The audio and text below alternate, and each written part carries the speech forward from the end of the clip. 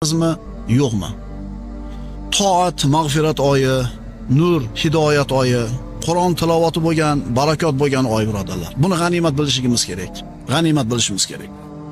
Albatta siz bilan biz mu'minlar bu oyni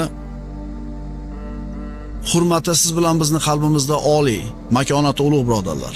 Mana shu oyda butun olamlarga rahmat bo'lib Muhammad Mustafa sallallohu alayhi vasallam payg'ambar bo'lib yuborilganlar. Rasululloh sallallohu alayhi vasallamning mana shu oy kirganda sahobalarga bir bashorat qilib aytgan bir qancha hadislarni o'qiymiz.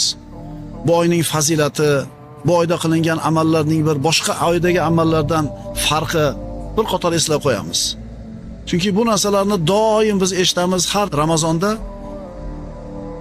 Alloh taolo aytadi: "Astagfirullah, fazakkir fa inna zikra tanfa'ul mu'minin."